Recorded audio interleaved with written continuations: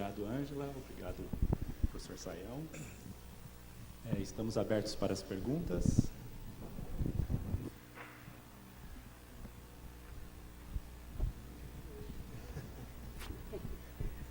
Posso fazer uma pergunta, Ângela? Pode. Ângela, já sabe qual pergunta eu vou fazer, né? Então, a BN vai ter um projeto de reutilização das imagens, dos documentos. Isso é uma coisa que está na perspectiva de vocês, futuras? Assim, Bem, todas as imagens que a gente oferece na biblioteca digital, elas já são imagens que estão abertas para serem utilizadas, independente de proibição, qualquer proibição, porque todas essas imagens estão em domínio público. Apenas aquelas imagens que eu mencionei dos jornais e revistas que têm ainda a empresa, né, viva, elas não podem ser, nós não podemos deixar que elas sejam utilizadas. É necessário que a empresa seja consultada. É o Jornal do Brasil e os diários associados apenas. E eu acho que não há nenhum impedimento para isso. A questão que acontece é que quando as pessoas querem usar uma imagem em alta resolução, porque as imagens master, que são as matrizes, né, elas são capturadas com 300 ppi, que é o que é geralmente necessário para ilustrar uma obra, uma tese, um livro qualquer. E as que são oferecidas para a pessoa fazer o download são de 72 ppi, porque senão nenhuma banda de internet ia aguentar baixar uma imagem com 300 ppi. Ela é muito pesada, ia ocupar a banda toda e demorar o dia inteiro para baixar. Então a gente usa em 72. O que acontece se a pessoa quiser usar? Ela, pelo próprio site, ela pode demandar e essa imagem é oferecida. Tá? Não tem problema nenhum. Hoje em dia, até tem pessoas que até podem fotografar o acervo da BN. Ele é bem liberado quanto a isso. Tá? E o que a gente tem feito muito são parcerias com outras instituições. E a gente assiste, às vezes, por exemplo, fotografias do Instituto Moreira Salles, eles não oferecem para o download. Não. Eles têm que ir nos conversar, porque eles são uma instituição comercial, né? São um instituto. Então, por exemplo, no mesmo site, no mesmo portal, as imagens da Biblioteca Nacional você pode baixar totalmente. As do Instituto, não. Tá? Ok. Eu queria perguntar para a Ângela, eu queria saber se as informações que vão para o site da BN Digital, do acervo de vocês, se ele já vem, as informações vêm diretamente da base de dados de vocês ou se existe um trabalho nessa informação que vocês têm já para ficar acessível no site de vocês. E uma segunda questão eu queria que você falasse um pouquinho mais sobre o projeto da Brasiliana Iconográfica, já que não deu tempo, se você puder falar um pouquinho. Deixa eu ver se eu entendi direitinho a primeira questão. Como é que a gente faz o processamento técnico, vamos dizer, um arquivo foi digitalizado. Por exemplo, uma obra rara, ela foi digitalizada. Aí como é que eu faço para essas informações que já existem no portal, na base de dados catalográfica, passe para a base de... Exato, as informações de autor, de título, se isso existe um trabalho para ir para a internet ou se vai direto essa informação? Não, existe um trabalho. Por exemplo, eu vou assim bem detalhar rapidamente. Um arquivo uma obra rara foi selecionada para ser digitalizada. O curador de acervo selecionou aquilo, achou importante e tal, então ela fica no terceiro andar, o setor de obras raras, e no primeiro andar, o laboratório de digitalização. Então, na hora de sair, antes de sair, essa obra já entra no sistema da BN Digital.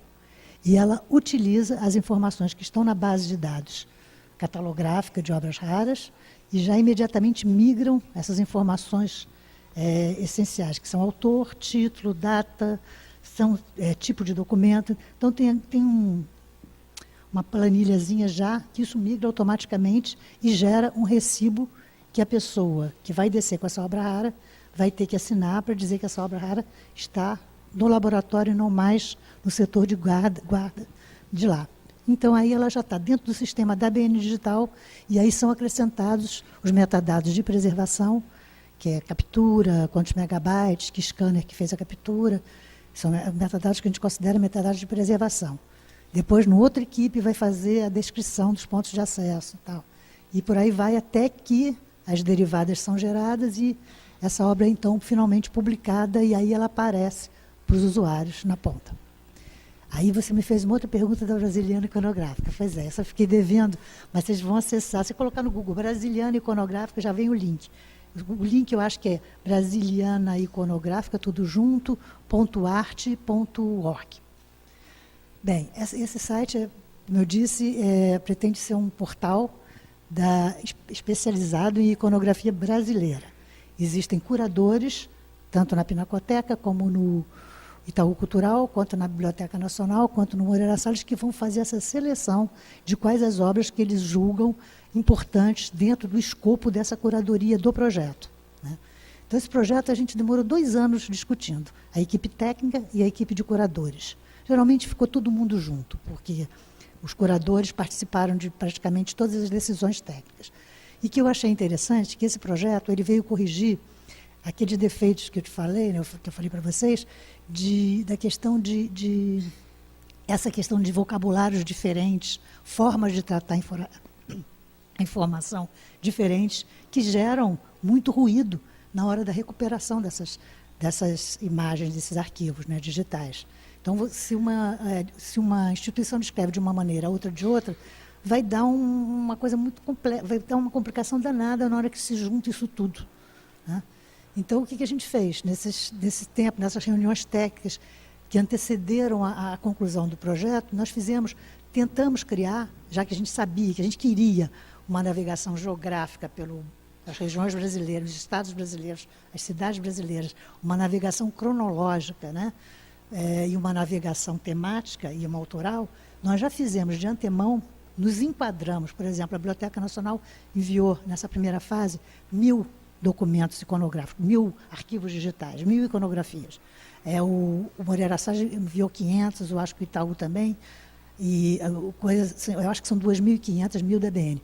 Nós já preparamos, de acordo com esse vocabulário que nós estipulamos, com essa ontologia, que eu diria que uma pré-ontologia, nós já enquadramos, criamos todos esses verbetes, vamos dizer assim, para cada um desses 2.500 documentos. Então, eles se adequaram a isso. Então, é possível que você navegue com consistência, vamos dizer assim, cronologicamente, geograficamente, autoralmente e textualmente no site da Brasiliana Iconográfica. Isso daí eu achei assim, uma vitória e um exemplo, que eu acho que é um modelo, de projeto que poderia ser utilizado para outros temas, por exemplo, obras raras, uma brasiliana de obras raras. A gente podia fazer um projeto desse.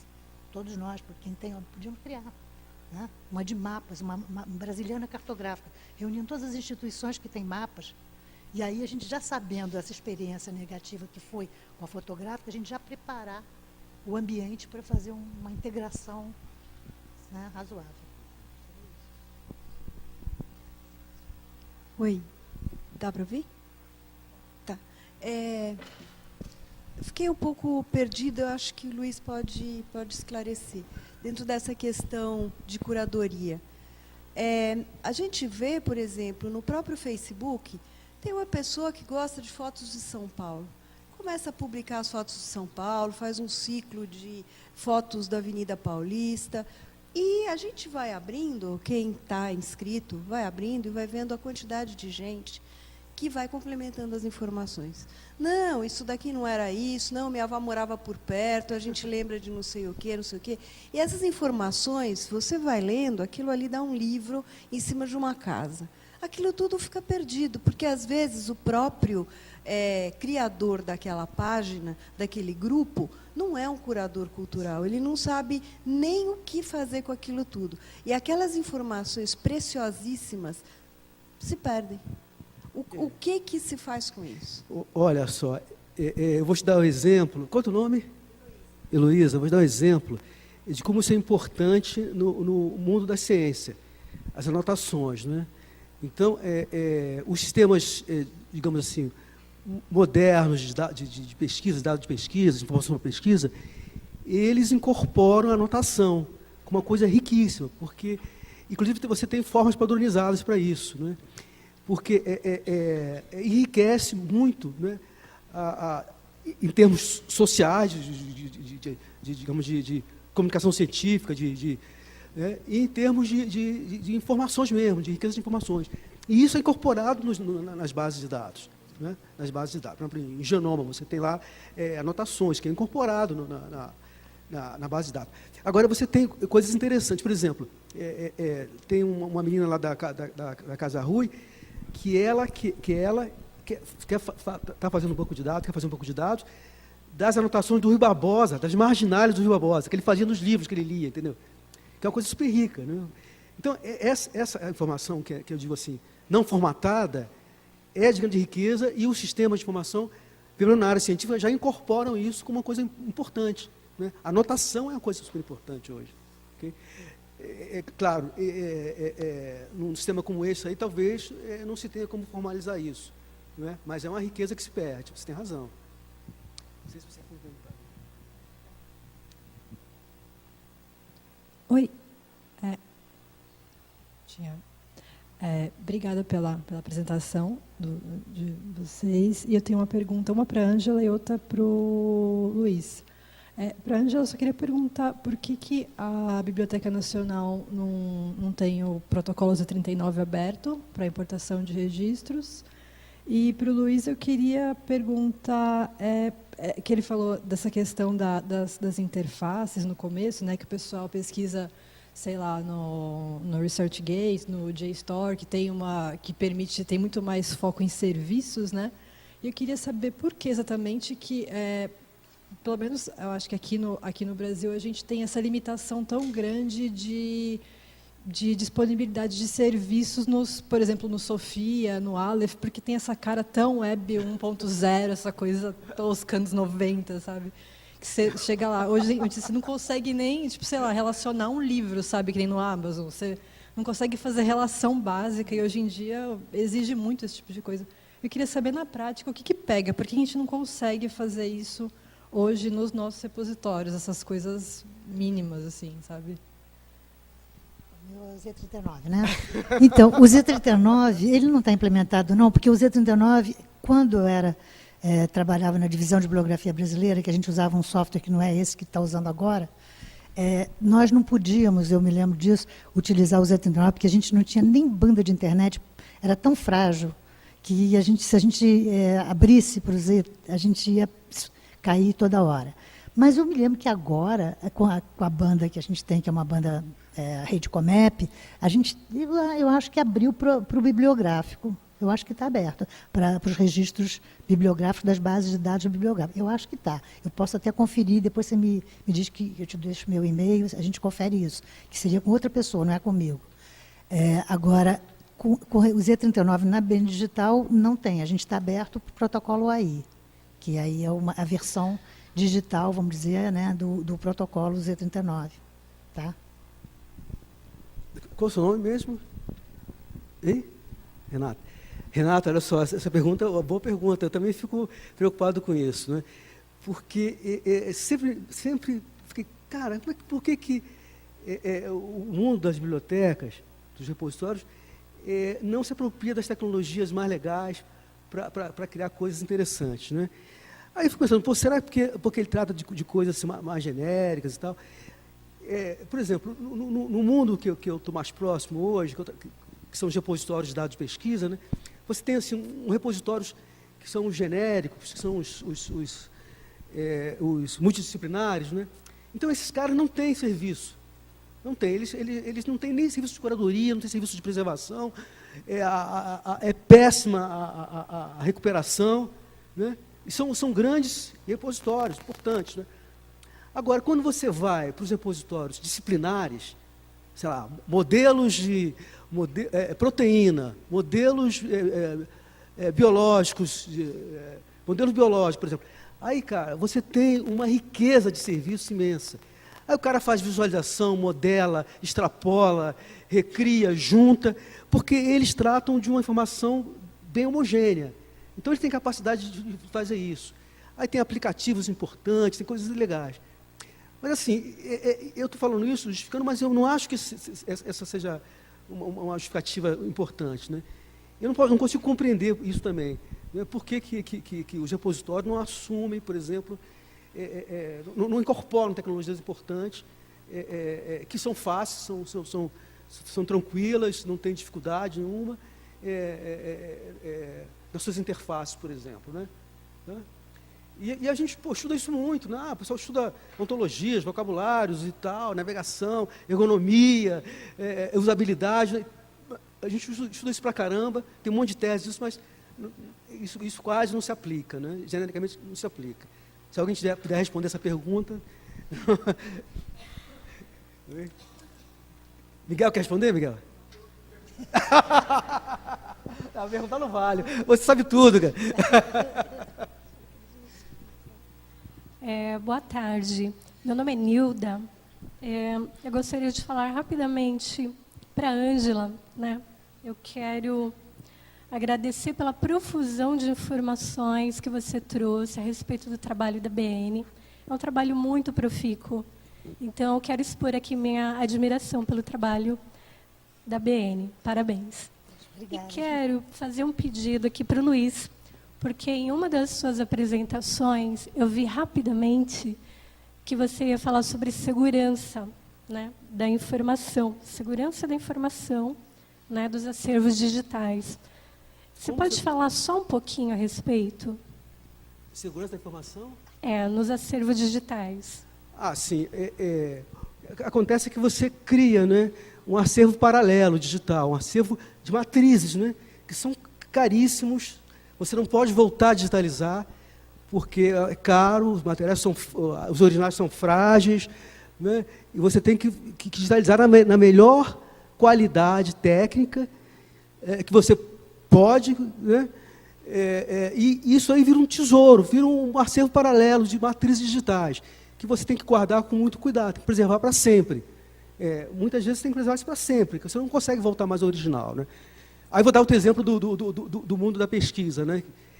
Se você recolhe dados de um vulcão, da erupção de vulcão, ou do comportamento dos eleitores numa eleição, esses dados são para sempre. Você tem que guardar para sempre, porque esses fenômenos não se repetem. Né? São outros fenômenos que vão se repetir, né? São outras modalidades de fenômenos, mas esse fenômeno é único. Então, esses dados têm que ser guardados para sempre com valor histórico, arquivístico, né? com autenticidade, integridade, dignidade. Né? E aí você precisa de ambientes confiáveis, né? Confiáveis. Isso é, ambientes que vão cuidar disso para sempre. Né? Ou, se não cuidar para sempre, como alguém falou aqui hoje, ele tem que ter um plano de sucessão, um plano que indica quem vai cuidar disso depois. E aí você tem uma série de procedimentos, de padrões, né, que orientam a você criar esses acervos, esses repositórios confiáveis. Né? E para que eles se tornem, digamos assim, confiáveis, eles precisam ser certificados. Né?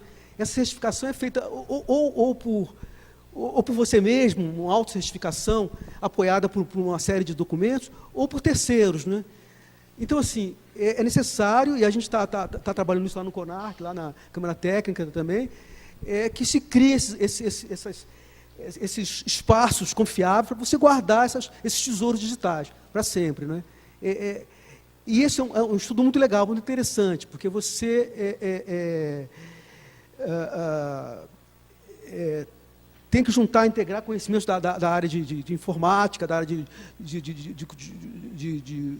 ciência da computação, da área de arquivologia, biblioteconomia. Né? Você integra um monte de conhecimentos interessantes. Né? E da área legal também. Né? E assim, acaba que você... essa infraestrutura tem que ter sustentabilidade econômica, tecnológica, tem que ter expertise, tem que ter um monte de coisa importante em volta dela. Né? Por isso precisa de certificação. Não sei se eu respondi. Sim, e aproveitando, eu queria fazer uma pergunta com relação ao CONARC. A BNT tem grupos de trabalho, não é? Por exemplo, do PDF, não é? Eu queria saber se você conhece pessoas que participem desse conselho, desse grupo Na de BNT? contribuição? Não, eu não conheço, mas nós fizemos agora há pouco uma recomendação do uso do PDF, essas versões mais avançadas do PDF, né? PDFA, tem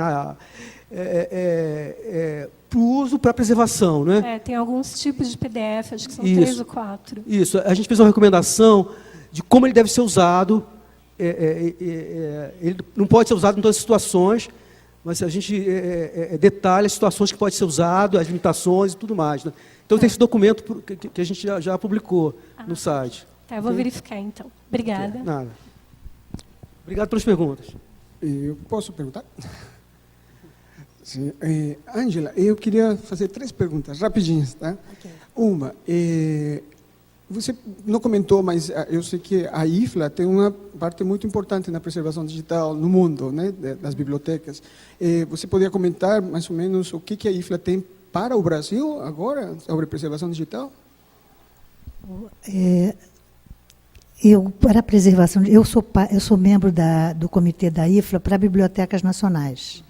E lá, esse projeto que nós fizemos da Biblioteca Digital Luso-Brasileira foi justamente um projeto dentro do âmbito da IFLA, a Biblioteca do Brasil, com a Biblioteca de Portugal, para a preservação e acesso dos conteúdos digitais em língua portuguesa. Nesse primeiro momento, nós trabalhamos Portugal e Brasil apenas, mas a gente tem um segundo momento, a intenção de trabalhar também com as bibliotecas nacionais de países africanos, que é Moçambique e Angola e tal. Inclusive, no âmbito também desse projeto, Moçambique passou conosco fazendo um estágio.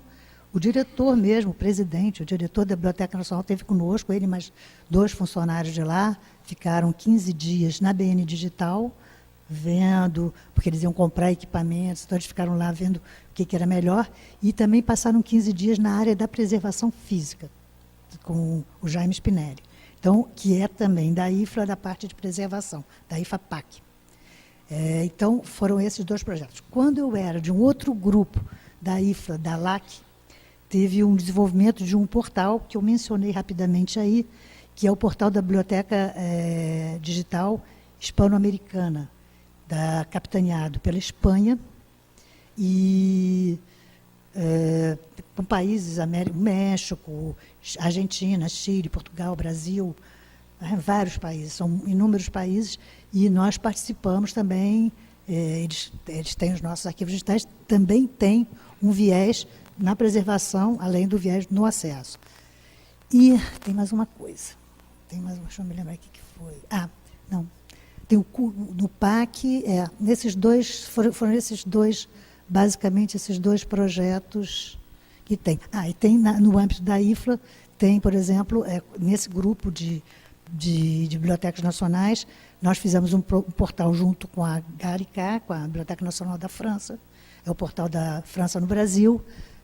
Esse estágio, eles que me convidaram, e agora, para o ano que vem, eles voltaram a me convidar para tratar de uma reatualização desse portal e também que nós estamos na Biblioteca Nacional elaborando um grupo interdisciplinar, uma política de preservação digital, levando em conta, inclusive, a questão do depósito legal eletrônico. E a França tem uma larga experiência nessa área, então eu vou, se tudo der certo, na minha vida pessoal e profissional, eles estão me convidando, então não vamos ter problema financeiro junto ao Brasil, que senão seria inviável, né? Mas eles estão me convidando, eu devo ir ano que vem, em abril, passar um tempo lá e abordar essa questão do nosso portal conjunto e da preservação digital ampla no sentido de depósito legal e captura de sites. Essa questão a gente tem que começar, pelo menos, com os sites, capturar os portais que existem no Brasil. Ninguém está fazendo isso, só quem faz é a Internet Archive. E a gente já tem que começar a fazer isso. Agora, a Biblioteca Nacional não pode fazer isso sozinha, porque, primeiro, que ela não tem mais infra de armazenagem. A tendência da armazenagem, hoje em dia, no mundo atual, eu não consegui terminar, mas a tendência é fazer a armazenagem em nuvens. O governo federal já não propõe mais, já não quer mais que compremos storages, equipamentos, HDs, não quer mais isso. Porque isso é caro. Esse dinheiro que a gente investe comprando um storage, se a gente aplicasse num fundo financeiro, o rendimento desse fundo daria para você pagar uma hospedagem segura, em nuvem. O governo federal tem o SERPRO, que oferece essa hospedagem. Agora, a gente fica muito inseguro de usar isso, porque, por exemplo, esse ano a gente não teve orçamento. Como é que a gente vai pagar uma hospedagem, mesmo que seja para o próprio governo, se a gente não tem uma estabilidade financeira que nos garanta que a gente vai, conseguir pagar esse serviço de nuvem, né? Então, é mais ou menos isso. E outra pergunta rápida. Na parte exatamente de tamanho dos arquivos, a ALA, a Associação Americana de Bibliotecas, ela recomenda já o JPG 2000 comprimido. Vocês não vão usar? Vamos, também estava no último slide aí. Nossa parceria com a Biblioteca Nacional de Portugal, ela teve um desses frutos. O Portugal também estava estudando o uso do JPEG 2000. Por quê? O JPEG 2000 ele é 3 vezes menor em tamanho do que o TIFF. Então, a gente já abriria, né, pelo menos 100 terabytes nosso. Então, a ideia seria, e o Vinícius, que você conhece, a gente já está começando a fazer os testes para o uso do JPEG 2000. Né? E a gente já está começando, alguns arquivos nossos, a gente já está começando a colocar no JPEG 2000 e fazendo esses testes, mas realmente a nossa ideia mesmo usar o JPEG 2000 para ver se a gente consegue respirar um pouquinho nos próximos anos. A última para ele. Você falou que vocês estão fazendo também arquivos XML, né? Sim. Quando vocês estão digitalizando. E neles vocês estão colocando os metadados de preservação ou estão sendo externos ao arquivo? Como vocês estão lidando com metadados de preservação? Com relação aos arquivos, aos metadados de preservação, a gente coloca externos.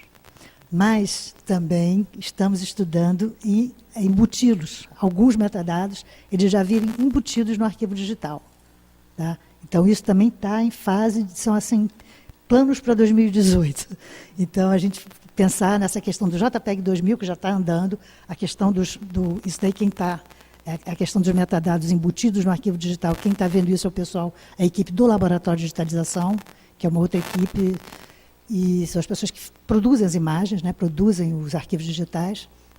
Então, a gente está pensando nessas duas coisas, sim. Tá? E, por último, só uma para Sayão.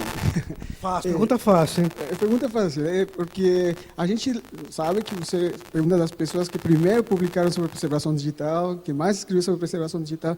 Queria ouvir um pouquinho, né, da tua experiência pessoal com a preservação digital. O que você pode narrar de todos esses anos até agora? Olha, o que eu posso dizer é que... Olha, eu aprendi muitas coisas interessantes, né? Porque uma das coisas mais legais desse negócio de você trabalhar com preservação de dados, pesquisa, é que você tem que trabalhar... Primeira coisa, essa área é uma área muito ligada à computação, né? A gente precisa de processamento e tal, a geração de dados, a análise e tal. A computação acaba virando, não é uma ferramenta, ela é a própria ciência contemporânea, não é? Ela faz parte da metodologia. Não é? Mas, assim, eu vejo que essa gestão, preservação, de curadoria de dados, ela reforça muito os conceitos, né? Reforça e valoriza muito os conceitos da biblioteconomia, da arquivologia, da museologia, e cria. E para você entender essas coisas todas, você precisa, digamos assim, passear, você precisa integrar os conhecimentos dessa área, entendeu? Isso é super enriquecedor. E, assim, depois que eu passei por todo esse processo, eu, assim, acho que eu aprendi muito mais coisas e consegui ter uma visão geral sobre essa questão de informação, né? Tanto é que eu vejo que... outra coisa importante é que a gestão de dados dá uma visão geral de tudo. Tanto é que você pode aplicar isso para museu, para arquivo, com extrema facilidade, entendeu? Então, os problemas que você tem para a gestão de dados de pesquisa são os mesmos que você tem para a gestão de dados culturais, né? São iguaizinhos, né? Os padrões, os procedimentos, as boas práticas, né? Então, assim, te enriquece como profissional, não é? E eu acho assim, que quem estuda isso, eu vejo que as pessoas estão fazendo tese, dissertações sobre isso, também cria-se uma cultura, digamos assim, ampla sobre essas questões de informação. Porque eu vejo muitas pessoas que trabalham nisso, mas têm uma visão, digamos assim, limitada. Elas conseguem ver só uma parte do problema. Mas quando o cara vai para esse mundo da curadoria de dados, a curadoria, né, ela precisa ver tudo, precisa ter um olhar sobre tudo. Né? Essa é uma questão importante. Né? E esse reforço, esse resgate dos conceitos, né, importantes da ciência da informação, da biblioteconomia, da arqueologia e tudo mais. Né? Respondi ou não? Obrigado.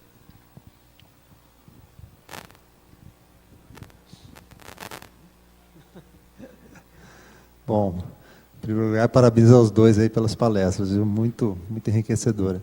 O Ângelo, é só duas dúvidas, né? Você falou da customização do DaySpace que vocês fizeram lá, né? Então, a primeira dúvida era como vocês lidam com as novas versões do DaySpace? Porque quando você customiza um software, né, você acaba não conseguindo, de repente, às vezes, atualizar a versão disso, né? O próprio professor Sayão falou que vai sair uma nova versão agora, tal. Então, assim, isso acho que acaba sendo um problema, né? Eu sou da área de TI, então a gente vê um pouco isso. E a outra pergunta era com relação, você falou, ao espaço de armazenamento, né? Vocês têm uma política lá de descarte ou não? Tudo que você coloca lá é de guarda permanente? Né? Bom, eu vou responder primeiro a última, senão depois. Tudo que a gente guarda, a gente não descarta nada. Isso vale para o acervo físico e para o acervo digital também. Porque passa por uma seleção, né? Então, nessa seleção, não há como descartar. Há, sim, posso dizer isso, substituição. Por exemplo, a Bíblia de Mogunça vai ser substituída em breve, porque ela foi digitalizada em 2001, fazendo parte do projeto Tesouros da Biblioteca Nacional. Ela não foi digitalizada nesses equipamentos modernos que nós temos hoje, que são scanners super, que dão uma qualidade, que é o nosso padrão. Então, eu vou providenciar. Vai ser difícil eu conseguir arrancar ela lá do setor de obras raras, porque é a peça mais preciosa que tem um ciúme, eu não sei como é que eu vou fazer. Talvez eu tenha que levar o scanner lá para o terceiro andar para fazer, porque eu não sei, porque a curadora desse acervo é brava, viu? Mas a gente vai tentar com jeitinho conseguir. Porque, inclusive, ela sempre fala, eu vou usar essa palavra dela. Vocês devem conhecer, é a Ana Virgínia, que é a curadora de acervo. Ela é cuidadosíssima com essa Bíblia, né? E ela fala que nesse pergaminho que tem os mamilozinhos do carneirinho, que foi feito com uma pele de novilho, novinho, mas que tenha o mamilo, aparece na página não sei quem, na página não sei quem. Então eu falei, olha só, eu preciso digitalizar de novo, porque senão o mamilo não vai aparecer. Aí vão querer vir aqui ver o mamilo da Bíblia e você não vai querer mostrar. Então eu vou usar um argumento desse tipo e levar ela no bico. Mas com relação à outra pergunta, que era... Da customização. Do então, eu já estou de olho. Quando ele falou, nós já estamos de olho, porque por ocasião da inauguração do projeto da Brasiliana Iconográfica, a parte do site foi feita usando um programa chamado Shiro, que é proprietário, é uma empresa Plano B que fez aquelas bolinhas, aquela navegação toda que ficou linda. E todo mundo ficou encantado com aquilo. Aí, a pessoa do DaySpace, que faz a nossa manutenção, já falou que essa próxima versão vai ter uma opção de quase tudo daquilo, para eu ficar tranquila. Aí eu perguntei para ele, olha só, mas quando? Porque eu precisamos saber isso. Aí ele falou, antes de junho a gente já vai estar com essa... E ele falou que não vai ter problema, não. Ele falou que vai migrar os dados, né, e vai fazer essa nova interface para a gente, com algumas facilidades de curadoria. Eu não sei o que é também. Eu vou pesquisar para saber, porque foi recente. Obrigado. Eu quero fazer uma pergunta agora. Em relação ao seu sistema de histórias, o sistema de histórias é lá da BN, né? Mas vocês não usam nenhum conceito dos repositórios confiáveis. Vocês não implantaram ainda ou não? Não. Nós estamos com um grupo, né, interdisciplinar, discutindo essa questão dessa política, né, que venha contemplar esses segmentos todos, não só a BN Digital. A BN Digital é o maior cliente, mas o Depósito Legal vai ser um grande cliente e tal. Então, a gente está fazendo isso. Por enquanto, a gente tem a gente já adotava, desde o início, assim, algumas premissas assim, de só adotar arquivos digitais sabe, documentados, nada assim proprietário. Tá? E a gente tem um sistema de segurança, a gente tem uma redundância. Então, no nosso storage, que é seguro, ele é certificado, ele é à prova de fogo, ele é à prova de queda de luz, ele tem segurança, para entrar lá, é tudo moderno, parece que você está na NASA. É coisa assim, moderníssima naquele prédio antiquíssimo. Né? Então, é tudo arrumado. E lá dentro tem o tal do storage, que nós compramos o primeiro para o projeto da hemeroteca, que ele morreu, ele durou 5 anos, 4 anos, que era o tempo de garantia que ele tinha da empresa, da HP. Acabou a garantia, no dia seguinte ele deu problema. Então, aí a gente comprou um outro emergencialmente, mas agora ele já está se esgotando e a gente não vai ter mais dinheiro para comprar outro. Vamos tentar fazer o serviço na nuvem. Agora, o que a gente tem é a redundância e também a gente tem uma fita. A gente também tem tudo isso em fita. Agora, uma fita, você gravar em fita imagem, para você voltar isso, vamos dizer, tem uma pane, você tem que voltar aquelas fitas, essas fitas ficam fora. Demora, tá? Demora, é verdade, Miguel? Me disseram que demora assim 1 ano. Assim, eu falei, eu não tenho paciência para esperar. Você restaurar. É verdade. Tá? Então, não é uma solução ideal. A gente tem que ter isso em várias nuvens, alguma coisa assim. Essa solução não é ideal. Isso é complicado. A gente teve um problema lá na Quinem, com os dados, a gente não tem mais onde armazenar, está tendo que pedir ajuda ao LNCC, lá em Petrópolis. Né? Pois é, nós também já falamos com a RNP, já falamos com a LNCC, já falamos com o SERPRO, sabe, a gente está procurando um cantinho com o Arquivo Nacional. O Arquivo Nacional... eles têm um pouco de... e o Arquivo Nacional eles têm já implementa o arquivemática e tal. Isso, a gente gostaria de... Né? Seria legal vocês... passarem por essa experiência também, né?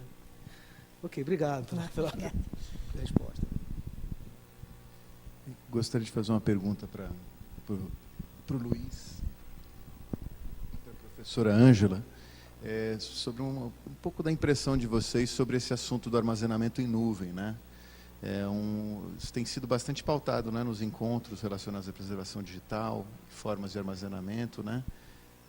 Na minha instituição a gente ainda trabalha com um armazenamento dentro do servidor e um armazenamento também em HD externo, mas a gente está buscando aí novas informações também para tentar implementar alguma coisa, conhecer melhor também as formas.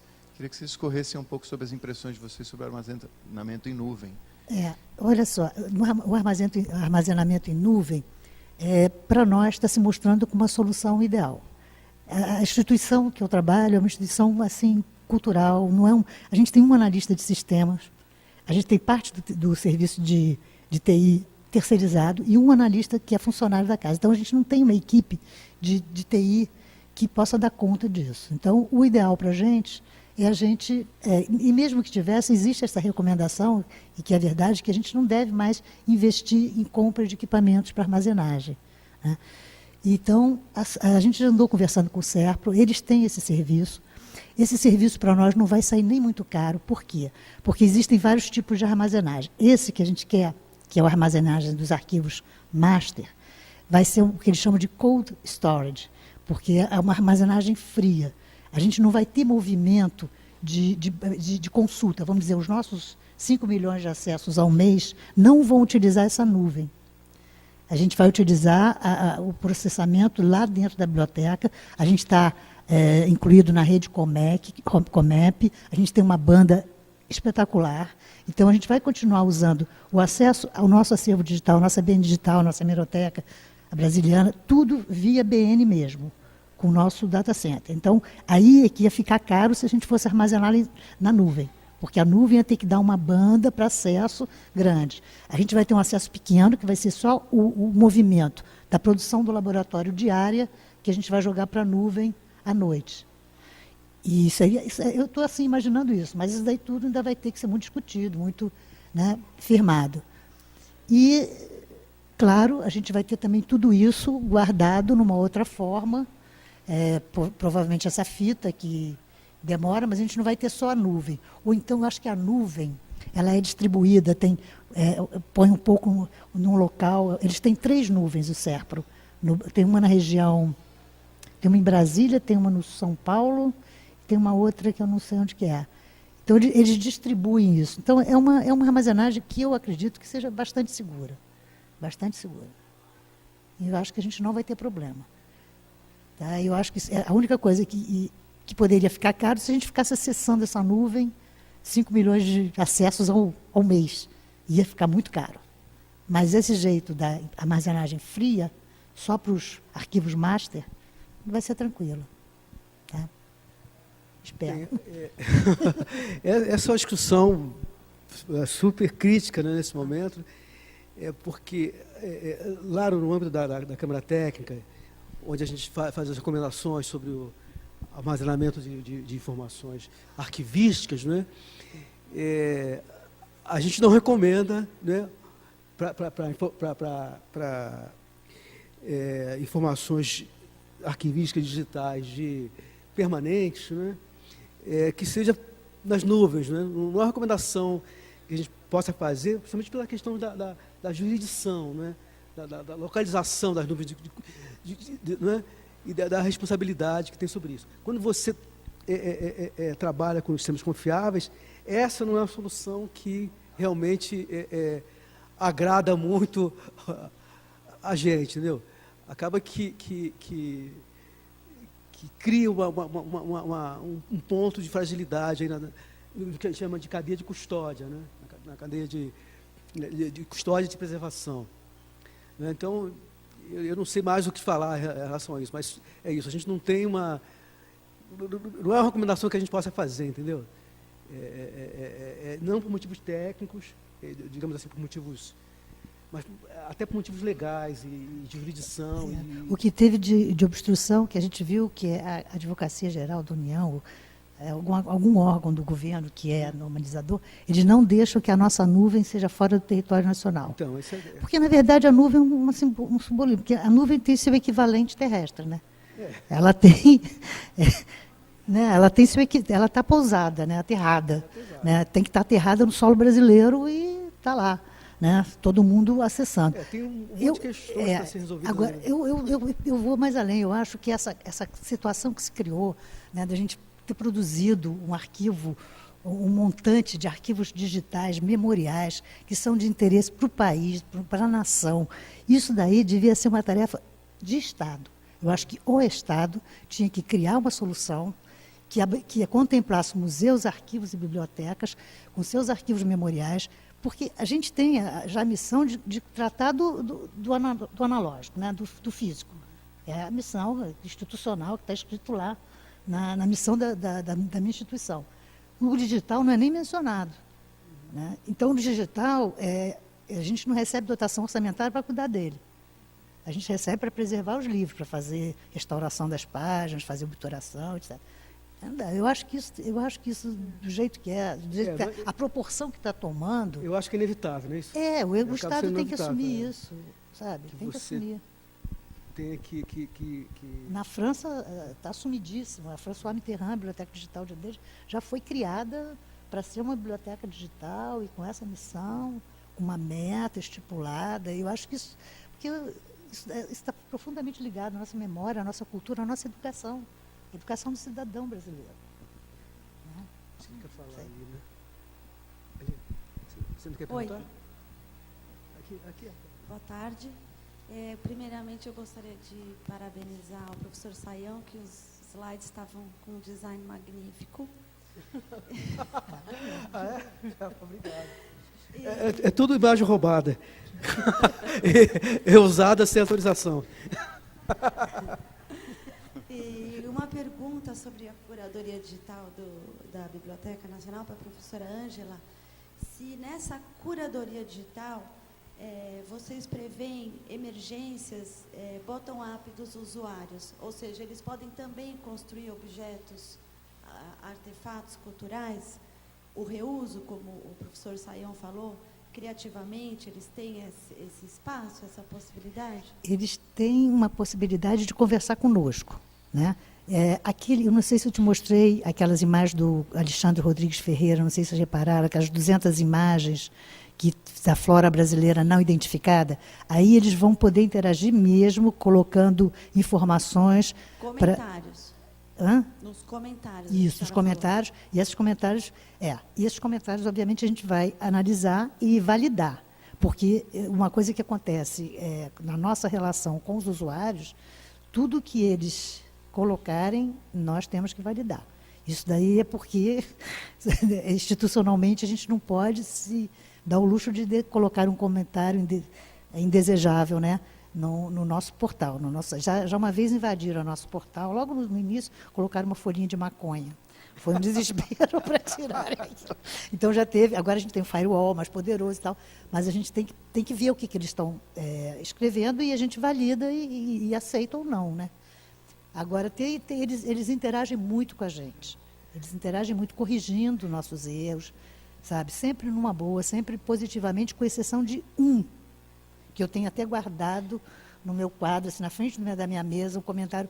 Nossa, eu nunca vi uma coisa tão agressiva na minha vida, sabe? Um comentário de um usuário completamente louco, que fez um comentário, a gente respondeu, ele retrucou, agredindo mais ainda a gente, dizendo que a gente ia demorar 200 anos para ser igual a Gary. Que é isso? Coitados, vocês são uns lixos. É um hater, né? Arrasou, mas eu deixo aquilo ali porque é um incentivo para a gente lutar cada vez por uma qualidade melhor. Mas, assim, a gente desistiu até de responder, porque chegou a um nível que eu falei assim, pô, vou falar com o procurador, porque ele não pode agredir a gente dessa maneira, nem por e-mail, mas não pode. Mas, geralmente, a nossa relação com os usuários é muito, muito, muito interessante. Posso falar uma coisinha só? Mas é interessante que hoje tem até empresas, né? Tem uma Spoonflower, não sei, que produz toalha e tal. Esses caras, eles também começam a colocar no ar, né, imagens e objetos digitais e fazem concurso com os clientes, né, para produzir artefatos, e artefatos físicos, né? Por exemplo, o cara faz almofada, faz, sei lá, tem uma coisa muito interessante, né? A Internet Archive tem concurso, né? A British Library também tem concurso de criatividade, né? E eles fazem as exposições com os artefatos que os clientes fazem, né? Que os usuários fazem. É muito legal isso. Aí você tem assim, carro, né? O cara transforma o carro numa exposição ambulante com as imagens. É muito interessante isso, porque não só são produtos digitais, são produtos físicos, que o cara pode vender, inclusive, né? Que o cara pode vender e ganhar dinheiro com isso, porque acho que faz parte da nova economia, da economia criativa, né? Mas eu acho que a ABN logo vai incorporar esse tipo de... É verdade. Oi, meu nome é Hermes, eu queria fazer uma provocação aqui. Eu não gosto de fazer esse tipo de comentário, não sei o quê, mas eu estou guardando uma perguntinha para o final.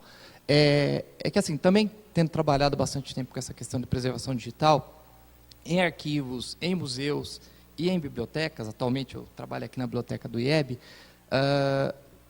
eu me acostumei a sempre separar um pouco essas questões no que toca à preservação digital, do que é nato digital, do que é o representante digital de algo físico, né? Que é muito o caso da Biblioteca Nacional, do BN Digital, né? E, por outro lado, os casos que o Luiz colocou, que já são produtos nascidos digitalmente a partir dos representantes digitais, né? Então, você já vê que você já começa a agregar uma série de valores, e só que isso tudo, no mundo virtual ali, ele vira uma série de bytes, né? Que isso, em algum lugar, vai virar físico, vai virar o HD, vai virar a estrutura toda que dá suporte à nuvem, e isso tudo custa dinheiro, né? Então, quer dizer, isso sempre está naquele limite entre o que é possível realizar, o que é possível fazer, e a missão institucional, no caso, primeira, que é preservar os acervos físicos, né? E, por outro lado, esse produto cultural, que é o que se faz a partir, né, de novo, desses digitalizados ou desses atos digitais. Então, a provocação que eu queria deixar um pouco é isso, assim, como fazer, né, vocês que lidam diretamente com isso, a gente também aqui no EB, mas como fazer essas escolhas, né, de você duplicar um problema que já é físico para o meio virtual, e de como pensar a preservação, sobretudo numa coisa que o físico, se a nuvem for destruída, o físico está lá. Agora, tudo isso que a gente sugere, que a gente acha maravilhoso que seja feito, né? Uma exposição virtual, os comentários lá da foto no Facebook, as notícias de jornais que são publicadas todo dia atualizadas, né? Se isso não tiver preservação, isso some, isso vira poeira, enfim. Né? E a gente tem a ilusão da preservação integral também. É para se pensar na preservação integral?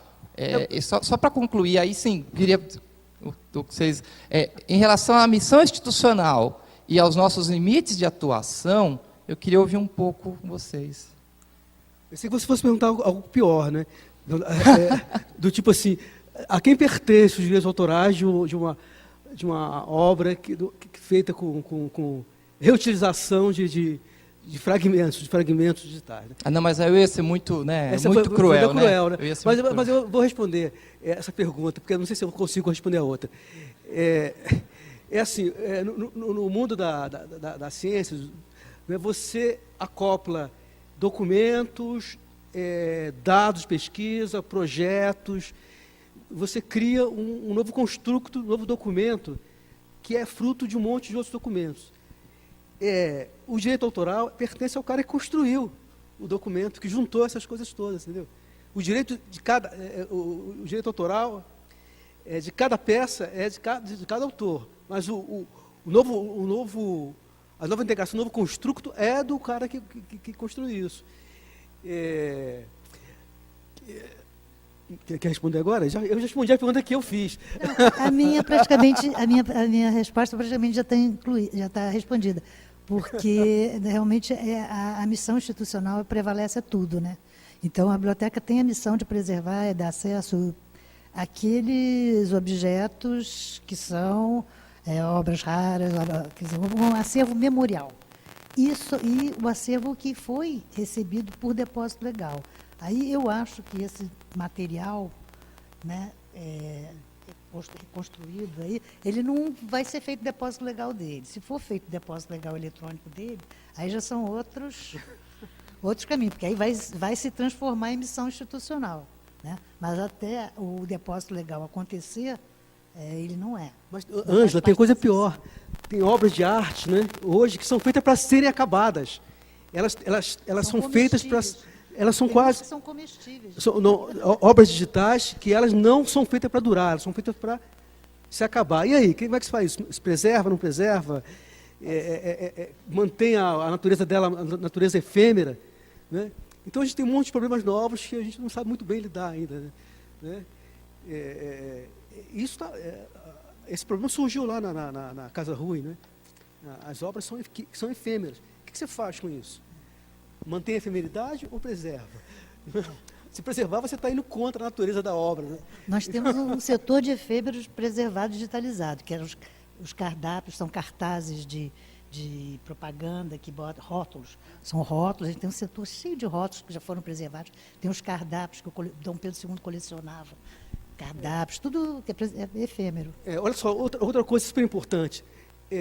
A gente trata de bens culturais, né, de ativos culturais, digitais, que são, digamos, fixos, eles não mudam com o tempo. Só que eu trabalho com dados de pesquisa, né? Os dados de pesquisa, eles são versionados, eles variam com o tempo, eles não param de mudar, são mutáveis. Né? Então, o cara descobriu um novo instrumento, melhorou a precisão, atualizou. Então, você, além de guardar o dado em si, você tem que guardar as várias versões. Até tem um padrão para isso chamado não sei o que, fingerprint, esqueci agora, né? Em que você guarda cada versão, e a versão não importa qual seja o formato, ela se mantém com esse padrão. Porque você tem que citar a versão correta quando você for citar esse conjunto de dados. Né? Então você tem uma complexidade aí maior ainda, né? Porque você tem que guardar alguma coisa que tem valor arquivístico, mas que varia com o tempo. Né? Tem um monte de coisas assim. Essa pergunta, por exemplo, não ia ser feita nunca.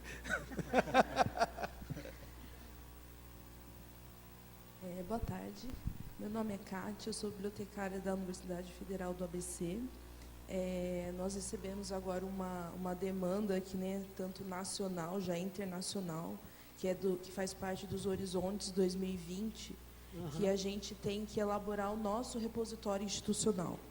Já é um estudo que a gente tem feito há muitos anos, mas agora a gente tem que correr contra o tempo, em 2 anos, possibilitar o acesso a todos os dados de pesquisa científico dos nossos pesquisadores lá da Federal do ABC. Nós estamos participando de vários eventos para coletar as experiências, e eu tenho visto assim que, além da gente estar numa era digital, isso é uma coisa que não deveria demorar tanto tempo para a gente disponibilizar. Também porque os pesquisadores, às vezes, eles não informam para a gente as publicações, não indexam em todas as bases, né?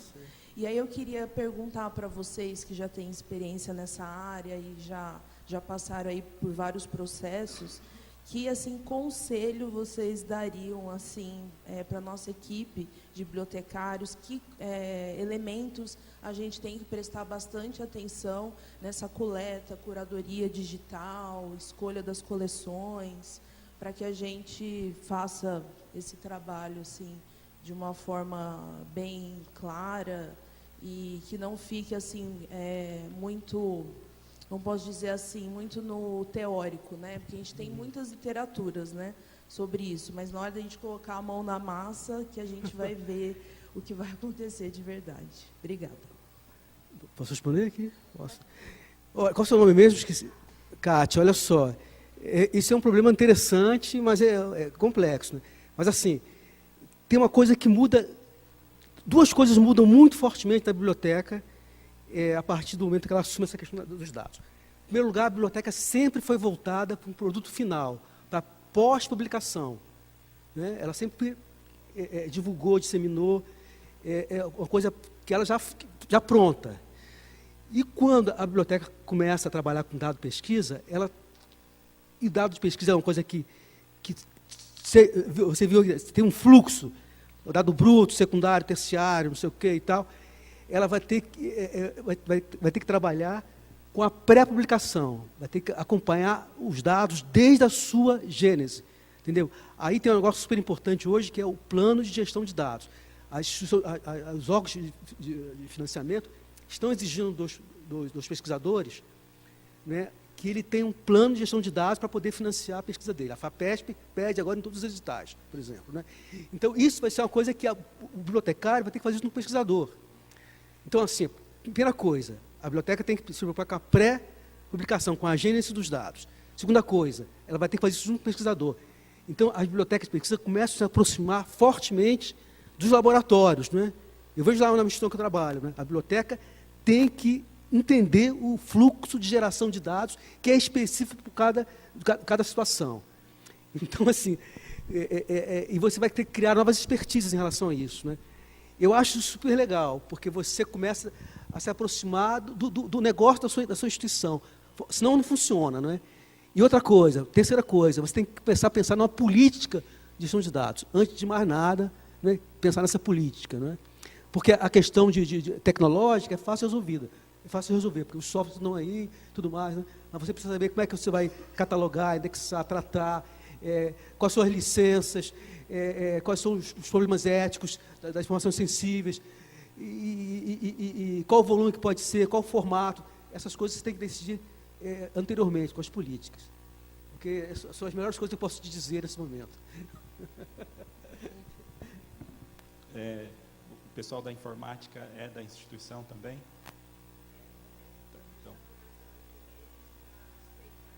Então, exatamente.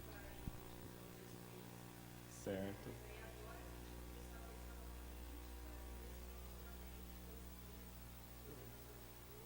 Certo. Um conselho bem prático. Cola nos caras da informática. Bibliotecário, caras de informática e o pesquisador. Esse tripé que você tem que trabalhar, articular, senão não funciona. Ok? Olá, boa tarde. Meu nome é Fernanda Balbi, trabalho no Departamento de Economia e de Cultura do BNDES. Quero trazer uma reflexão de quem tem um olhar de banco, né? E, nesse caso, primeiro, parabenizar as explanações da manhã e da tarde, foram maravilhosas.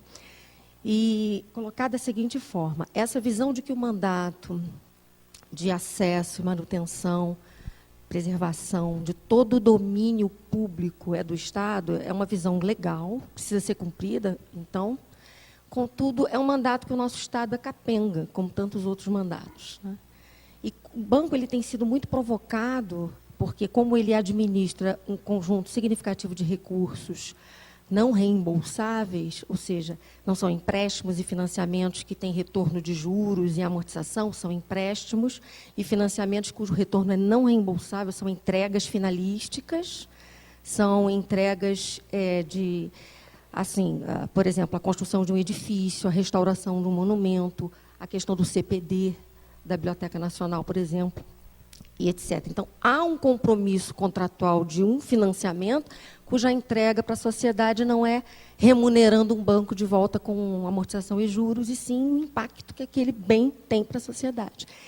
O que me alegra profundamente perceber que as 3 ações, tanto a rede a Luso-Brasileira, a Iconográfica e a Brasiliana Fotográfica, foram, chamaria split-offs do CPD funcionando e operante. CPD este que já está no gargalo agora, né?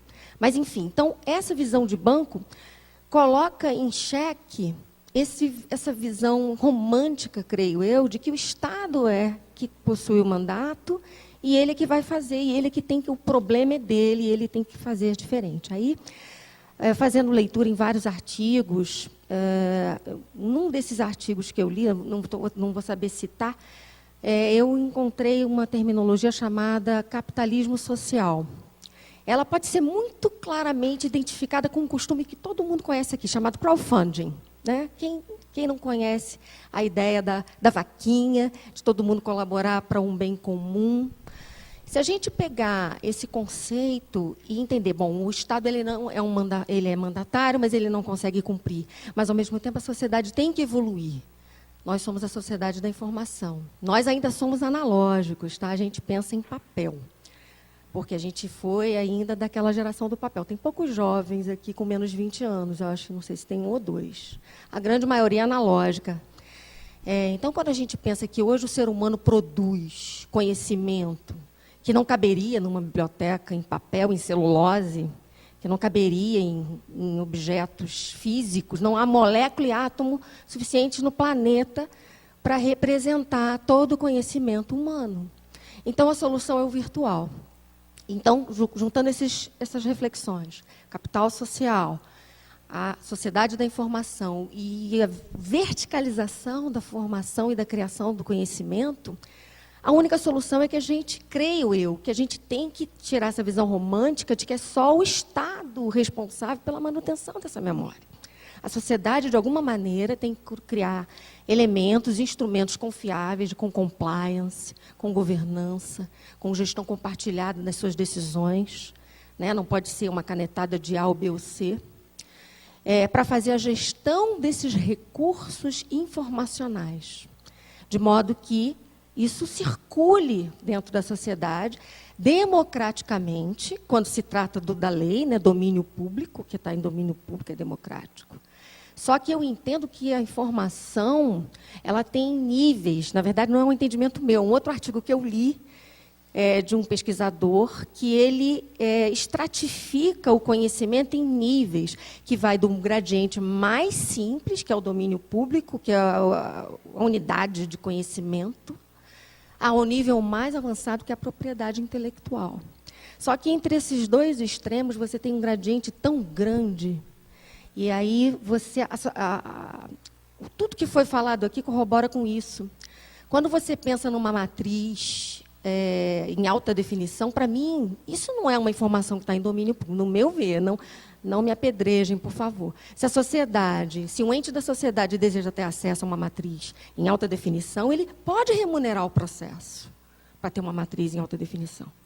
Porque vai ser aquela remuneração marginal, porque não vai ser um valor abusivo, um valor caro, aquela remuneração marginal pode retroalimentar o mandato de preservação de todos os demais objetos digitais daquela coleção.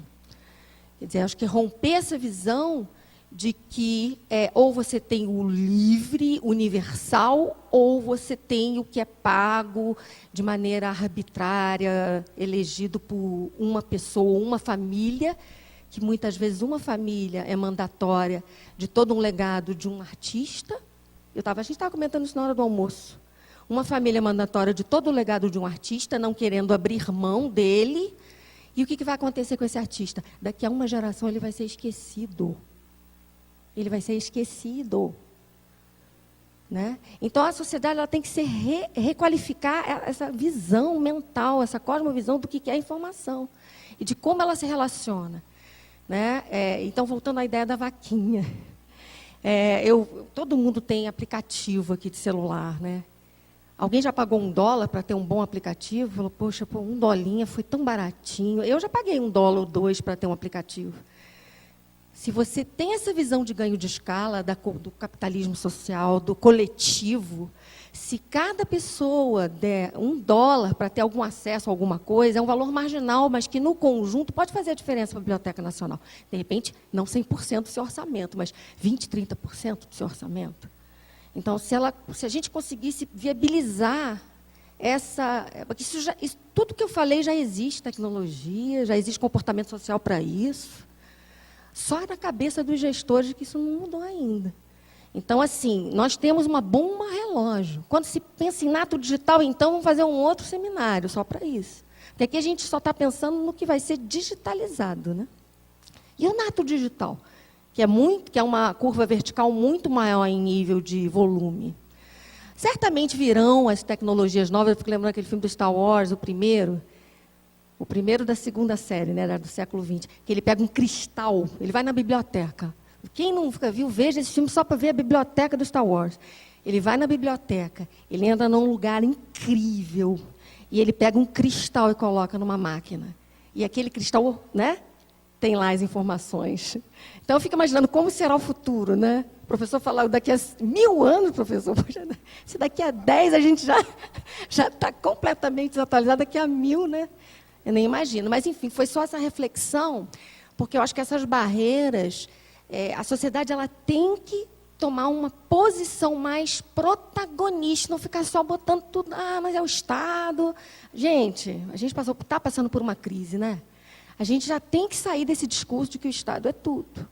E pensar em alternativas sustentáveis de longo prazo para a manutenção financeira das nossas discussões, das nossas soluções. Os projetos já têm que ser pensados daqui a 10 anos, daqui a 20 anos. Eles têm que se manter. É a questão da sucessão e do comissionamento. Okay? Só uma reflexão. Obrigada. O banco vai cobrar um plano de sustentabilidade. O banco não é meu, não é nosso.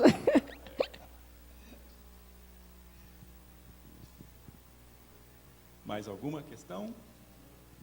Eu gostaria de... Meu nome é Imaculada, eu sou da Faculdade de Saúde Pública aqui da USP. Queria do professor Sayão aí juntar os conceitos de repositório digital confiável, repositório de dados de pesquisa e de space. É possível? Olha, é possível você integrar essas coisas, né?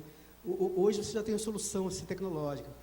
Você tem o DSpace, que é um repositório institucional, mas também pode ser usado para repositório de dados, né?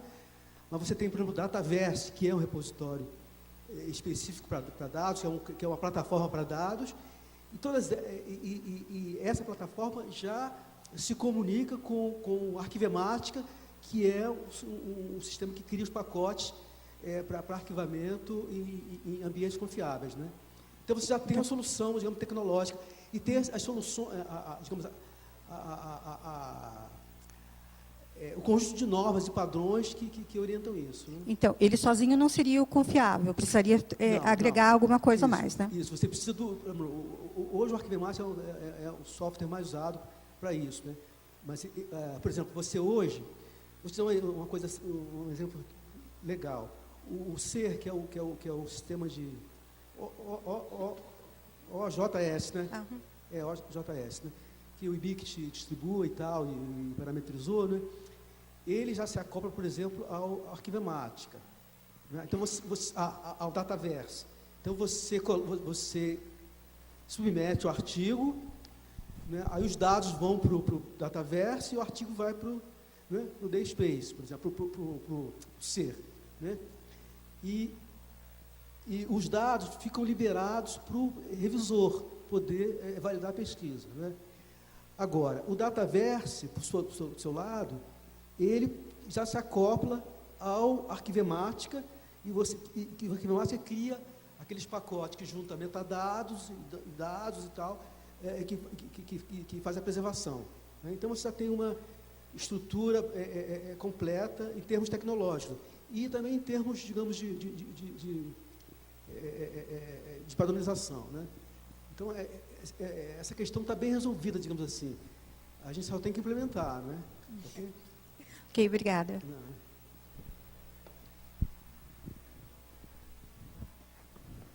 Oi, boa tarde. Eu sou da Biblioteca da ECA. É só uma questão que veio agora na minha mente. Vendo preservação, como que a gente faz, no caso da preservação digital, como que a gente pensa no descarte? Como que a gente faz essa avaliação? O que fica e o que sai? Entendeu? Essa é a questão do físico. Na biblioteca física, a gente já tem esse dilema, né? Quem vai selecionar? Quem vai usar? Quais critérios para descartar? Pensando no objeto nato digital, quem vai selecionar? Quem vai olhar essa gama imensa? O que fica e o que não fica? Que coisa? Pode Qual é o teu nome? Samanta, olha só, vou te dar 2 exemplos. A preservação digital não é uma arca de Noé. Né? Então, você tem que... nem tudo vai ser salvo, né? Nem tudo precisa ser salvo. Por exemplo, na área de dado pesquisa, né, você tem um ciclo de vida do dado pesquisa, e a coisa mais importante, mais importante é o que chama de data appraisal, né? É a avaliação do que vai ser guardado, o que tem potencial de reuso, né? O que tem qualidade, potencial de reuso, que é legal, trata de um fenômeno legal, do laboratório. Esses dados são importantes. Né?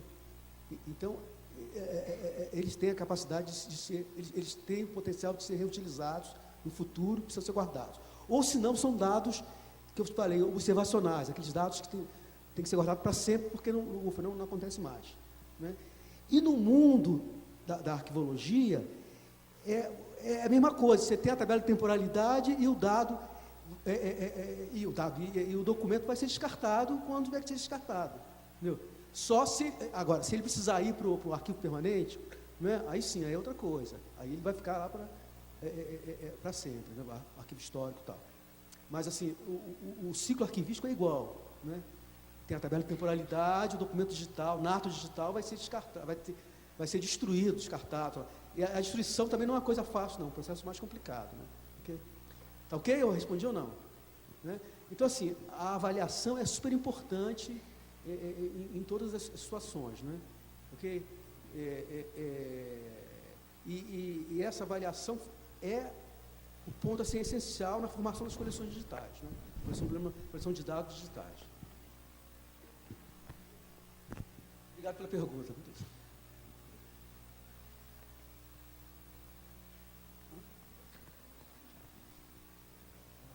Acho que é a última pergunta para a gente. Que bom, vou ser rápida. Boa tarde para todos. Eu fico muito feliz que eu sou do Rio, já tive aula com o professor Sayão, com a Ângela, então, nossa, entendeu? Sou aqui fã de carteirinha, mas eu queria conversar, assim, sobre a questão do reuso, tá? É um tema, assim, novo, eu sou de uma biblioteca institucional, né, de um tribunal, então essas questões são um pouquinho mais complicadas. Aí eu quero saber o seguinte, quando eu compartilho os meus dados, como provedora de dados, tá? Na biblioteca digital do STJ, o ABDJOR, né? O que eu quero saber é o seguinte, eu posso considerar isso um reuso? Entendeu? Quando eu sou provedora de dados digitais, eu posso considerar como reuso? Eu fiquei com essa dúvida. Olha, o engraçado é que sábado, sexta-feira, eu dei um mini curso lá no Rio, né? Aí, assim, tinha uma transparência que era isso. Eu queria, assim, colocar esse problema. Compartilhar não é reusar. Não é. Você compartilha, mas às vezes você compartilha sem dar a capacidade do cara reusar. Não é? Porque, por exemplo, o dado tem que estar inteligentemente aberto. O dado, ou o documento, ou sei lá o que for. Você tem que ter metadados, tem que ter documentação em volta. E com dado é mais crítico porque os dados eles são soltos. Você tem um monte de número. O que é isso? O dado não fala por si próprio. Você precisa dizer o que ele é. Então ele precisa de metadados, documentação, caderno de laboratório, dicionário de dados, um monte de coisa em volta dele. Se você só compartilha, por exemplo, você tem coleção de dados do governo, que você não sabe o que é, porque não tem documentação em volta. Então o governo compartilhou, mas ninguém pode reusar porque não sabe o que é, não consegue interpretar.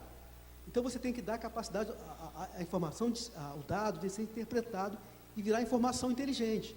Né? Por isso que é diferente compartilhar e reusar.